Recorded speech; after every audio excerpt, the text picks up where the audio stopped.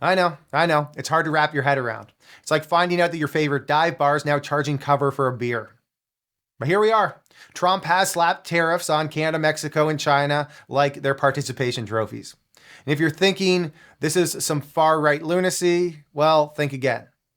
I want to take a step back here and talk about Michael Moore for a second.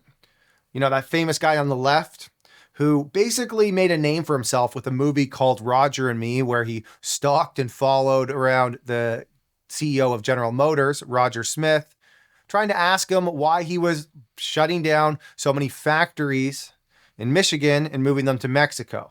I mean, we all knew the answer. It was because of cheap labor. At the time, it seemed like the most obvious solution was to basically have the government step in and prevent that from happening.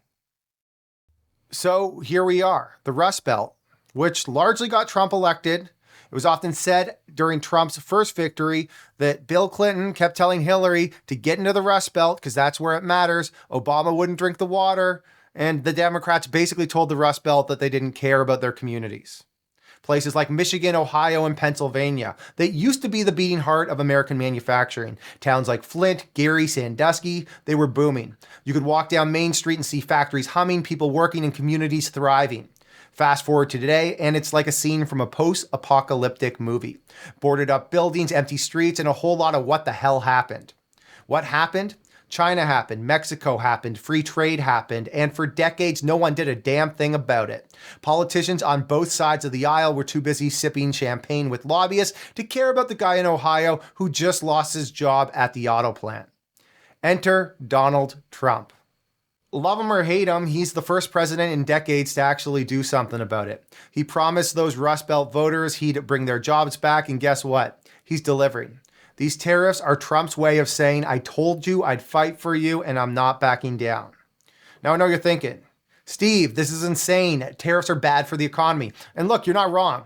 But here's the thing. When you've been ignored for 30 years, insanity starts to look pretty damn good. The Rust Belt didn't vote for Trump because they loved his personality. They voted for him because he was the only one who even pretended to care. And here's where things get ironic. Everyone's been complaining about the death of the middle class.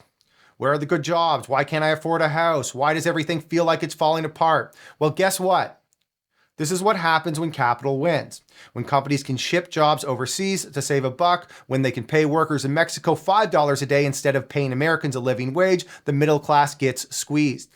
And now, when someone finally tries to do something about it, everyone loses their minds. Let's take a quick detour and talk about Canada Post for a second, because I think that this is important. Canada Post is a crown corporation owned by the federal government, and technically, they're not allowed to lose money. For years, they didn't. They turned a profit. Then Amazon showed up and decided Canada Post charged too much for delivery. So what did Amazon do? They started using third-party delivery companies. Suddenly, Canada Post couldn't compete. Why? Because Amazon was paying their workers $16 an hour while Canada Post was paying $35. Everyone flocked to Amazon's cheaper delivery options, and Canada Post got left in the dust. Here's the kicker. Same job, same work, but one group gets a premium just because they were lucky enough to get hired by the government. And who pays for that? You guessed it, the taxpayer. It's a perfect example of how the system is rigged, and it's not just Canada Post. This is happening everywhere.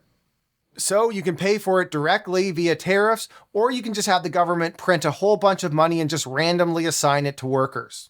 It doesn't matter if you're talking about American factories or Canadian workers. If there's a cheaper option, companies are going to take it. They don't care if it's in Mexico, China, or India. They don't care if it means laying off thousands of workers. All they care about is the bottom line, and that's why we need guardrails.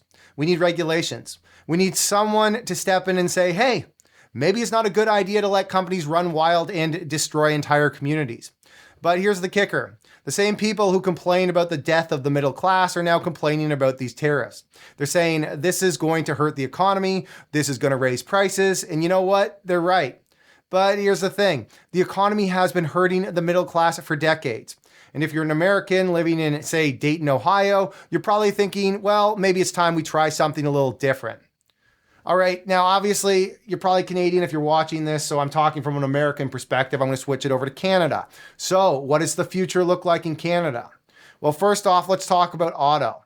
I want to talk about a company called BYD, also known as the Chinese Tesla.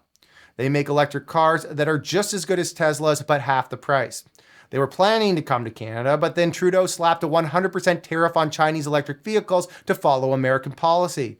And poof, now BYD is like, yeah, no thanks. I think that's going to change.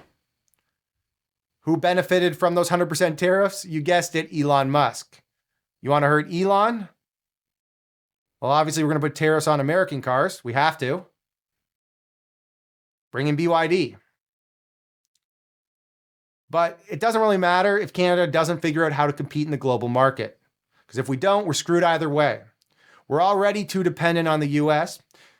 Over 70% of our exports are to Americans. And now that country's telling us, hey, we don't want your stuff anymore. So what do? Do we try to build up our own industries? Do we try to diversify our trade? Or do we just sit back and hope for the best and think, hey, in 4 years we'll get a new president and things are going to go back to normal? Well, what if all those jobs go back to America? You think that that's going to be popular with the Democrats? So Pierre, he seems to think that the obvious solution is pipelines. Now, we've been talking about building pipelines from east to west for years, but every time we try, someone protests and the project gets delayed. Meanwhile, Russia invaded Ukraine and Europe is desperate for natural gas. We could be selling them LNG, but instead we're sitting on our hands.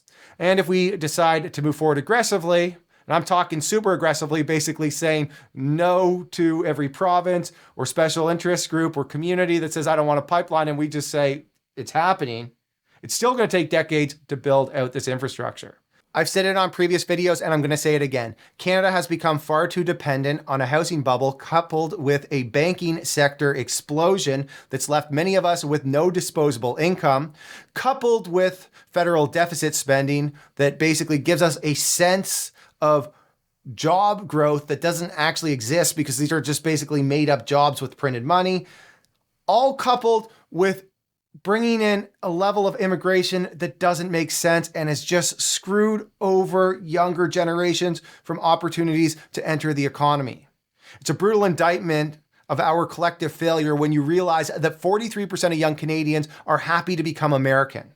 While we prattle on about our uniquely Canadian values and pride ourselves on being polite, our government's inability to secure real opportunities, decent jobs, affordable housing, and a future that isn't just a faded memory of better days has left young people feeling utterly betrayed.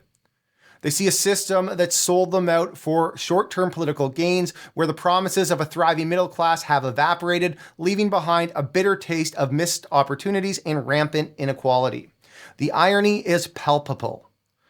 Well, we spend endless hours bemoaning our supposed national identity. Nearly half of our youth are more enamored with the American way of life, its promises of success, opportunity, and a real shot at prosperity.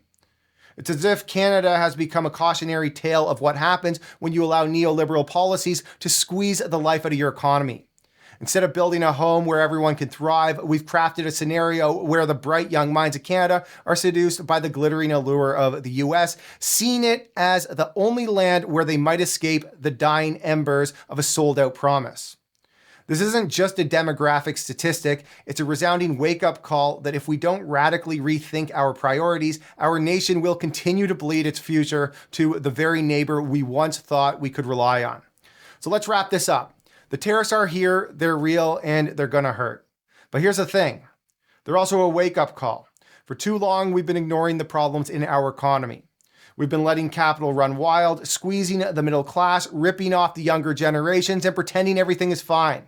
Well, it's not fine. And these tariffs, they're a reminder that we can't keep doing the same thing and expecting different results. We need to start asking ourselves some hard questions. How do we build an economy that works for everyone, not just the people at the top? And how do we create jobs that pay a livable wage? These aren't easy questions, and there aren't easy answers. But one thing's for sure, if we don't start figuring this out, we're gonna be in for a world of hurt. All right, everybody, thanks for listening to my rant. I hope you appreciated this video. If you did, let me know what you think in the comment section. Give me a like.